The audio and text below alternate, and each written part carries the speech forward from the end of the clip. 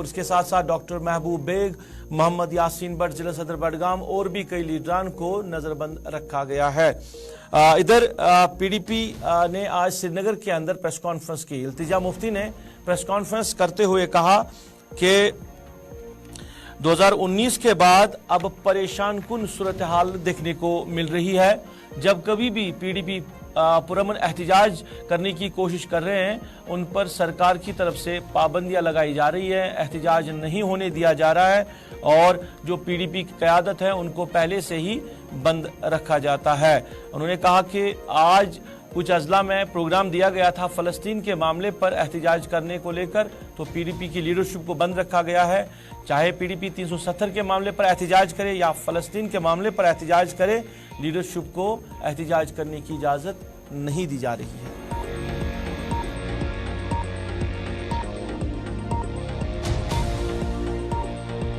करना चाहते हैं वो पीसफुल है। आप खुद देख रहे हैं द इंटायर वर्ल्ड, पूरी दुनिया में कैसे millions of people are coming out on the street.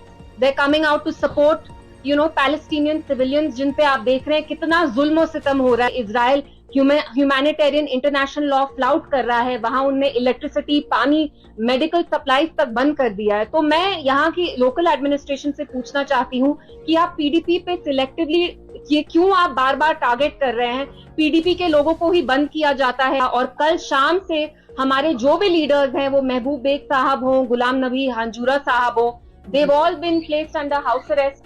And जो डीडीसी मेंबर्स हैं, जो इलेक्टेड मेंबर्स भी हैं, उनको भी आपने थाने में इलीगली डिटेन किया है। तो why are we seeing this kind of treatment meted out to PDP? आपको लगता है कि जो यहाँ की बाकी जमातें हैं उनको शायद आप अपने अंगूठे के अंदर कंट्रोल कर पा रहे हैं? पीडीपी वाहिद ऐसी जमात है जो अभी भी जम्मू कश्मीर के लोगों के हकूक, उनके आइडेंटिटी के लिए लड़ रही है, लेकिन फिर भी आप देखते हैं कि एडमिनिस्ट्रेशन का जो व्यवहार हमारे साथ है वो कंप्लीटली बायस्ड है, प्रेजुडिस्ड है। And this is happening after a time जब आपने पूरी पार्टी को तोड़ दिया, मतलब आपने कंप्लीटली स्प्लिंटर कर दिया, यहाँ पे डंडा यूज किया जो ज्यादातर पीडीपी के लीडर्स थे, जो अब बाकी प्रॉक्सी पार्टीज में चले गए हैं। तो आप ये ट्रीटमेंट पीडीपी के साथ क्यों कर रहे हैं? वी आर सीइंग कि हमारी इंडियन फॉरेन पॉलिसी का शिफ्ट कैसे हो रहा है towards Israel, which is the aggressor. And mind you, India was the last non-Muslim state to accept Israel, to recognize Israel as the state, and it was one of the first non-Muslim, non-Arab states to recognize PLO, which was the Palestinian Liberation Organization. So these are questions that I want to ask the administration कि आप बाकी जमातों को full Hindustan चाहता है कि फ़लस्तीन और Israel के दरमियान जो जंग चल रही है वो ख़त्म हो और खिते में अमन हो। इन बातों का इजहार आज भारतीय जनता पार्टी के जम्मू कश्मीर यूनिट के सदर रविंदर रैना ने जम्मू के अंदर किया। भारत देश, हमारी फॉरेन पॉलिसी अगर आप देखेंगे तो फ़लस्तीन के साथ भी हमारी दोस्ती है, तो इजराइल के साथ भी है। और इसलिए हम नहीं चाहते कि ना कोई फ़लस्तीन का और ना ही कोई इजराइल का बेगुनाह व्यक्ति का खून बहना चाहिए। नहीं, खून किसी भी बेगुनाह का नहीं बहना चाहिए। बाकी रही बात सियासत की, मुफ्ती कह रही थी कि भारत सरकार चुप, लाशों पर सियासत नहीं होनी चाहिए। अंतिम सवाल, जम्मू कश्मीर में किस तरह से आप देखते हैं वर्ष 2024 के चुनावों को? आप डटकर कश्मीर में भी और जम्मू के रीजन्स में भी डटकर तैयारी कर रहे हैं। 2024 में फिर एक बार प्रचंड बहुमत के साथ मोदी सरकार। बहुत जम्मू कश्मीर की सियासत का बड़ा नाम डॉक्टर करण सिंह, जो कि कांग्रेस में थे और अब बताया जा रहा है कि डॉक्टर करण सिंह अपने आप को सियासत से दूर कर रहे हैं, यानी कांग्रेस से भी वो किनारकश हो रहे हैं और इसके साथ साथ अपने आप को सियासत से दूर कर रहे हैं। किसी भी पार्टी के साथ नहीं जाएंगे, फिलहाल वो सियासत नहीं करेंगे। इस पर रविंदर रैना ने बात करते हुए क्या कुछ कहा, हम आपकी नजर करते हैं।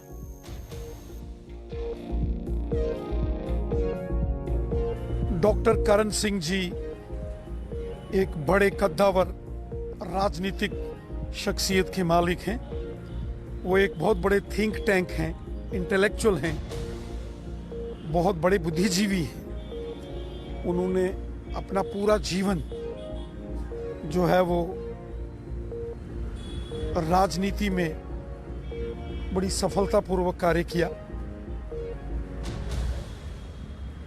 अब जो निर्णय लिया है वो उनका व्यक्तिगत निर्णय है, हम सब उनका बहुत सम्मान करते हैं। दशहरा के हवाले से तकरीबात का इनेकाद किया जा रहा है। श्रीनगर के साथ साथ जम्मू में बड़ी तकरीबात होंगी। श्रीनगर के शेर कश्मीर स्टेडियम में आज शाम को 5 बजे के करीब जो है तकरीब होगी, जहां पे रावण के पुतले को आग की नजर किया जाएगा। इस हवाले से सरकारी सतह पे भी तैयारियां की जा रही है और उम्मीद की जा रही है कि माइनॉरिटी के साथ साथ जो मेजॉरिटी पॉपुलेशन है वो भी इस प्रोग्राम में शामिल होंगे। इसलिए ये यहाँ पे आज फिर से मना रहे हैं कि यही है कि बुराई का जो अंत है, और दशहरे का मतलब ये है कि जो उसमें बुराई का अंत होता है। तो हम यही चाहते हैं कि यहाँ पे भी जो पूरे वर्ल्ड में जो बुराई चले उसका अंत हो। अच्छा, ये जानना चाहेंगे कि कितनी लेंथ है इन पुतलों की जो आज यहाँ पे आए? 40 बाय 30 का लेंथ है इसका। अच्छा, जी। तो वो कितने बजे स्टार्ट होगा ये? यहाँ पे 5 बजे का प्रोग्राम 5 बजे से स्टार्ट होगा। अच्छा, कितने लोग यहाँ पे आए? एक्सपेक्टेड है, तो देखते हैं भी कितना लोग, ऐसे नहीं पता, लेकिन एक्सपेक्टेड है कि अच्छे खासे लोग आज, खासकर मेजॉरिटी के, जो जहां से भी हमने 2007 से बनाया था तो मेजॉरिटी का फुल सपोर्ट था हमें, तो होपफुली आज भी होगा। 2017 के बाद पहली बार श्रीनगर में रावण दहन का या दशहरा का एक बड़ा फंक्शन होने वाला है, जिसमें रावण के पुतले को जलाया जाएगा, जिसकी लेंथ 40 फुट है और पहली बार इतना बड़ा पुतला यहाँ पे लाया जा रहा है। और करीबन आज 5:30 बजे करीब शेर कश्मीर स्टेडियम में ये फंक्शन स्टार्ट होगी, जहां पे रावण को जलाया जाएगा और एक मैसेज दी जाएगी, जो कि दशहरा की मैसेज है कि आज के ही दिन जो बुराई है उस पे सच ने सबकत ली थी और पूरे दुनिया में मैसेज पहुंचाई थी। और 2017 के बाद पहली बार इस तरीके का फंक्शन यहाँ पे होने वाला है, जिसमें एक्सपेक्ट किया जाता है कि एक तो माइनॉरिटी कम्युनिटी यहाँ पे आएगी, और जिस तरह से रवायती तौर पे देखा जा रहा है कि मेजॉरिटी कम्युनिटी का जो साथ है वो भी लगातार यहाँ पे देखने को मिल रहा है। वही जो पुतले है ये मुरादाबाद यूपी से लाए गए हैं, जिसको बनाने वाले मुस्लिम्स हैं, और यहाँ पे जो इसको जोड़ने वाले लोग हैं ये भी मुरादाबाद से ही आए हैं। और ये भी कहा जा रहा है कि ट्रांसपोर्ट की वजह से हमें ये छोटे छोटे पुतले लाने पड़ेगा। ट्रांसपोर्ट फैसिलिटी अच्छी रहती है तो अगले साल हम एक बड़ा पुतला यहाँ पे लाएंगे और एक बड़ा फंक्शन श्रीनगर में दशहरा के हवाले से देखने को मिल सकता है। कैमरा पर्सन खान मुदस्सिर के साथ मैं फैसल रियाज, श्रीनगर। इधर जम्मू के परेड ग्राउंड में भी आज तैयारियां हो रही है दशहरा के हवाले से, और शाम के करीब वहां पे भी प्रोग्राम शुरू होगा और सरकारी सतह पे परेड ग्राउंड के अंदर तैयारियां चल रही है। और उम्मीद की जा रही है कि जम्मू के परेड ग्राउंड में लोगों की भारी तादाद जो है आज की इस तकरीब में शिरकत करेगी।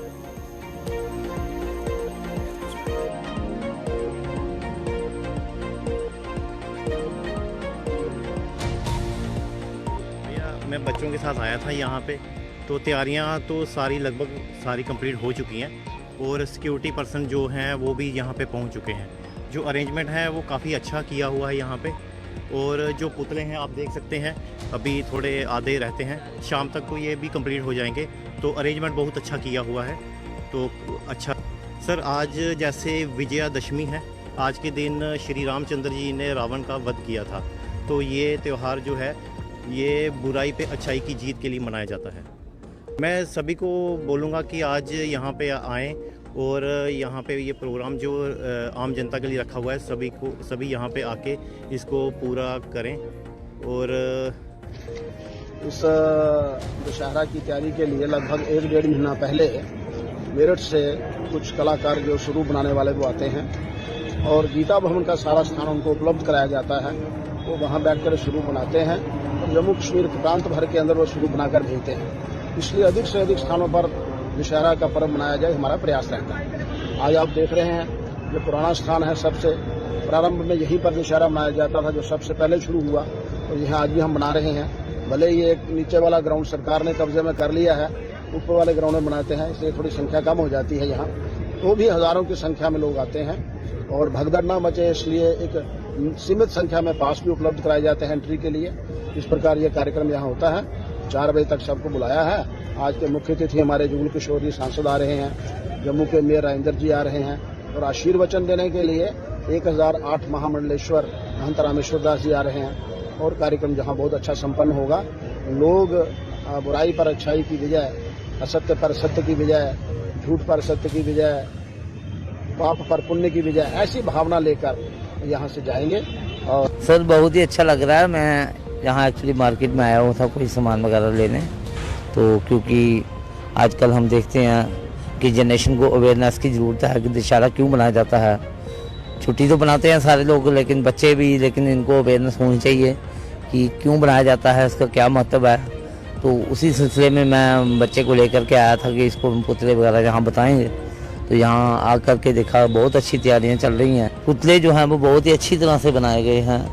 जो आदमी ये बना रहे हैं, अभी भी मैं देख रहा हूँ बड़ी मुशक्क़त के साथ, हालांकि समय कम है अभी, तो आधा काम यहाँ इनका बचा है, लेकिन ये बहुत ही मेहनत के साथ लगे हैं कि ये पूरा टारगेट अपना जो है समय पर कंप्लीट करें। बहुत ही मेहनत है इन लोगों की, वो पता नहीं ये कितने दिन से तैयारी कर रहे हैं, तो इनकी सीपीआईएम लीडर मोहम्मद यूसुफ तारिगामी ने आज श्रीनगर के अंदर प्रेस कॉन्फ्रेंस की और प्रेस कॉन्फ्रेंस में बात करते हुए उन्होंने कहा कि हजारों की तादाद में खवातीन महकमे सेहत के अंदर काम कर रही है, जिनको आशा वर्कर का नाम दिया जा रहा है।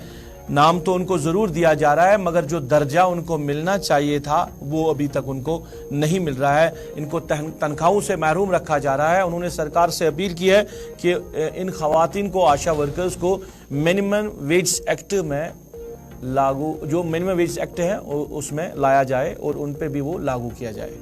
वर्दी का ताल्लुक यहाँ जम्मू कश्मीर में सख्त तरीन हालात में भी ये हमारे आशा वर्कर्स उन्होंने अपने फराइज को अंजाम दिया। यहाँ के हेल्थ डिपार्टमेंट ने रिकमेंडेशंस भेज दी है यूनियन गवर्नमेंट को, और यूनियन गवर्नमेंट ने अमलन उसूलन ये मान लिया है कि नए माली साल से आशा वर्कर्स को 2000 की जगह 3000 रुपए मिलने चाहिए, और जहां तक वर्दी का ताल्लुक है इसको बढ़ाकर शायद 3200 रुपए किया जाए, और डेस्क जो फीस है वो 150 रुपए किया जाए।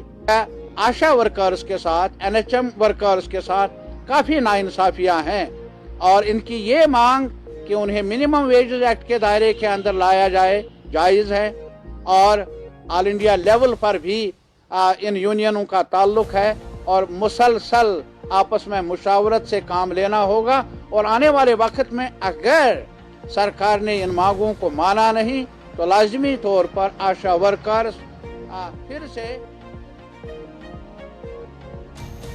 नाज़रीन, जम्मू सूबे की बात करते हैं। डेंगू के साथ साथ जम्मू सूबे में अब चिकनगुनिया मर्ज जो है वो जोर पकड़ता जा रहा है, और जम्मू के मुख्तलिफ इलाकों में लोग इस मर्ज में मुब्तला हो रहे हैं। पिछले 24 घंटों की अगर बात करें, 194 जो टेस्ट किए गए हैं उनमें से 41 टेस्ट पॉजिटिव आए हैं।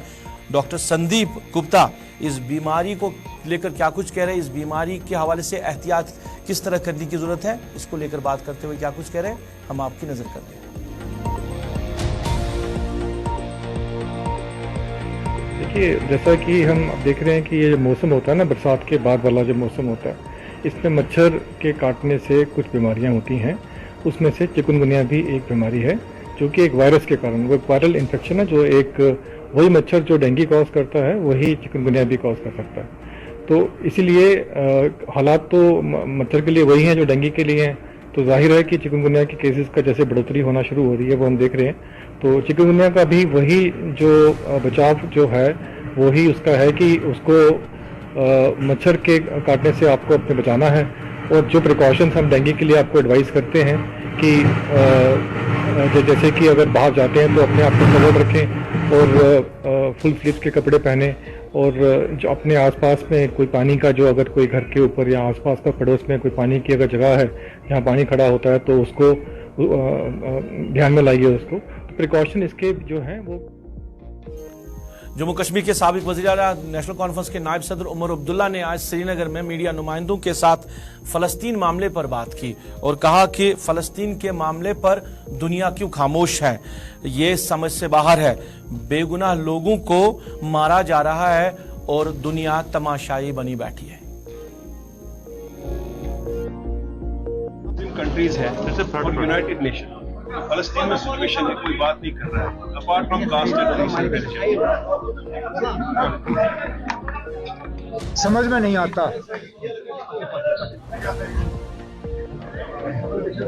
उनकी खामोशी समझ में नहीं आती। हम तो पहले दिन से जो गाजा में हो रहा है उसकी मुखालफत करते आए हैं। बेगुनाहों को इस तरह मारना समझ में नहीं आता। रोज अगर आप देखें, चाहे टीवी चाहे मीडिया, गाजा की बमबारी में बेगुनाह लोग मारे जा रहे हैं, बच्चे, औरतें, जवान मर्द, जिनका इजराइल के ऊपर हमले से कोई लेना देना नहीं, लेकिन उनको बेरहमी से निशाना बनाया जा रहा है। और तो और इजराइल को इस मामले में खुली छूट दी जा रही है और दुनिया ने ये शायद साबित किया है कि इजराइल के लिए एक कानून है और रूस के लिए दूसरा। जब रूस ने यूक्रेन का गैस बंद किया, पानी बंद करने की कोशिश की, खुराक बंद करने की कोशिश की, तो यूरोपियन यूनियन के सदर ने कहा कि this is a war crime. ये रिकॉर्ड है, ये मैं कोई हवा में बात नहीं कर रहा हूं।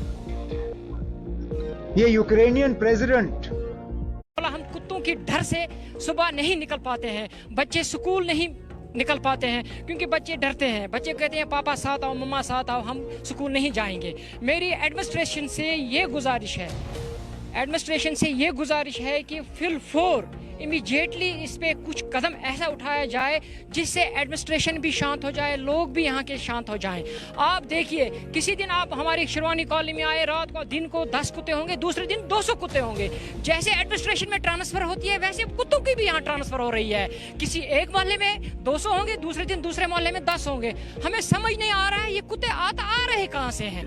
मेरे ख्याल में जितने भी कश्मीर के कुत्ते हैं सब खुशबाग में आके डालते हैं ये लोग। सुबह उठते हैं तो कोई नए नए कुत्ते आते हैं यहाँ पे, शाम को देखते हैं तो कोई और कुत्ते आते हैं। यहाँ भी खतरात होते हैं, बच्चे निकलते थे उनके पीछे दौड़ते हैं कुत्ते, बुजुर्ग निकलते थे उनके पीछे दौड़ते हैं। जैसे हमने वीडियो में देखा है पिछली दफा दस्तगीर साहब के मोहल्ले में, शायद वार्ड नंबर 1 में बारामूला में, तो कुत्तों ने उस बच्ची को खाया। अगर कोई बंदा नहीं हुआ वहाँ होता तो बेचारी गई थी जान से।